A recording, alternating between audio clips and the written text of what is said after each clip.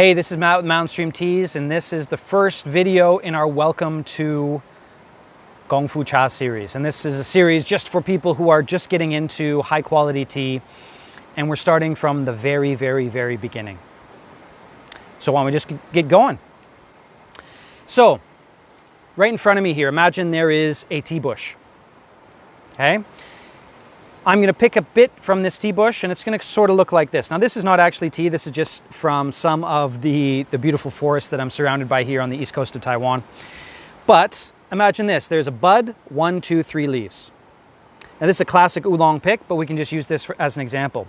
When you take this fresh leaf from any tea bush anywhere in the world, you can make any kind of tea. All right? White tea, green tea, oolong tea, black tea, the post-fermented teas like the pu'ers, the heichas, different styles of tea, they all come from the fresh leaf, and every single tea bush can make every single type of tea. Now, it doesn't mean that it's going to be good, right? But we'll get into that in a minute.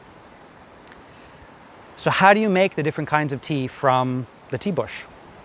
Well, the best way to understand it is to use an apple as a metaphor. So you've got, say, for example, you got the apple, right? You cut open the apple, it opens up, it starts to turn brown. As it turns brown, the flavor changes. And that's basically where all the different kinds of tea come from. So to give you an example, crack open an apple, you eat it fresh, that is a white tea. You bruise the apple a little bit, but you still eat it fresh, that's a green tea. You let the apple turn a little bit brown to really, really, really brown, that's an oolong tea. And then if you let the apple dry out completely, that is a black tea. So that's one of the reasons why black teas are so cheap. Right? Now, you can make good black teas, but the vast majority of black teas that you find in the Western market are very, very low quality. Think about it this way. With a fresh apple, right, a white tea, a fresh apple, you can tell what type of apple it was. You can tell if it was fresh. You can tell whether it was bug-bitten. You can tell, how it was picked. You can tell all these different things from that apple. But with a dried apple chip, you can't tell what apple it was. You can't tell where it came from. You can't tell when it was picked. You can't tell where it was picked. You can tell nothing basically about that apple chip. And then think about a tea bag. So it's a bunch of different apple chips crushed into little powder and then put in a bag. Right?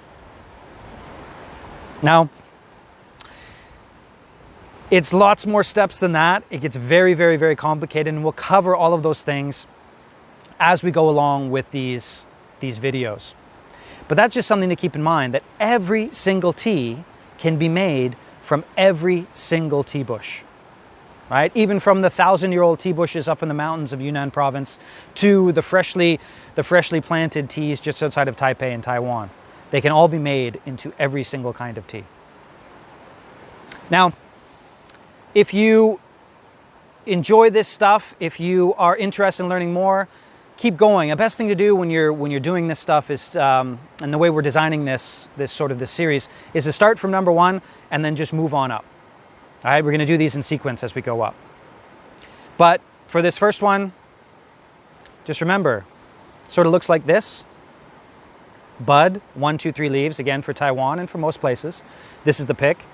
And with this fresh leaf, you can make every single kind of tea out of that fresh leaf.